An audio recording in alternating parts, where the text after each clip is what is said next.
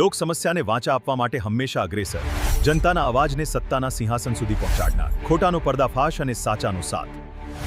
અમે છીએ point of Bharat news syndicate, જે હર હંમેશ છે સત્યની સાથે.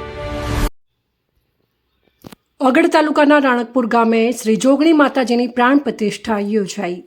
બનાસકાંઠા જિલ્લાના અગડ તાલુકાના રાણકપુર ગામે જોગણી માતાજીની મૂર્તિની પ્રાણ પ્રતિષ્ઠા ચૈત્ર સુદ 13 મંગળવારે તારીખ 31 માર્ચ 2026ના રોજ જોગણી માતાજીની પ્રાણ પ્રતિષ્ઠા યોજવામાં આવી હતી. જોગણી માતાજીની મૂર્તિનું સામૈયું નેશનલ હાઈવેથી લઈ માતાજીના મંદિર સુધી વાસ્તે ગાસ્તે કરવામાં આવ્યું. જોગણી માતાના મૂર્તિના દાતા એડવોકેટ ગંભીરસિંહ શાંતુભા, તેમનો સહપરિવાર અને તમામ ગ્રામજનો હાજર રહી માતાજીના દર્શન કરી ધન્યતા અનુભવી હતી. જોગણી માતાજીના ભુવાજી દસુભા ઉમેદસિંહે માતાજીના આશીર્વાદ આપી કહ્યું કે માતાજી સર્વેની મનોકામનાઓ પૂર્ણ કરે અને માતાજીના ભુવાજી અને ભાવિક ભક્તો પણ હાજર રહ્યા, તેમજ માતાજીની રમેલ જાતર પણ રાખવામાં આવી હતી.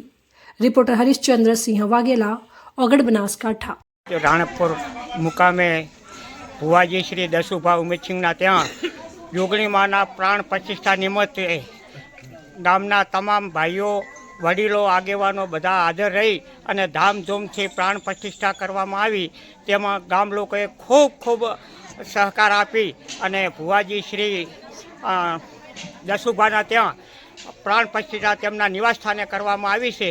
તો આ પ્રોગ્રામમાં ગામના તમામ વડીલો, યુવાનો, મિત્રો, માતાઓ, બહેનો તમામ હાજર રહી અને આ પ્રોગ્રામને સફળ બનાવ્યો અને તે જોગણીયામાં અમી દ્રષ્ટિ રાખી રાણકપુર ગામને ખૂબ સુખ અને સંપત્તિ આપે તેવી હું આશા રાખું છું. અને આમાં રાણકપુર મુકામે તમામ ભુવાજીઓ પણ હાજર રહેલ છે અને ભુવાજીઓ પણ આજે રાત્રે પેલું રમેલ પણ રાખેલ છે.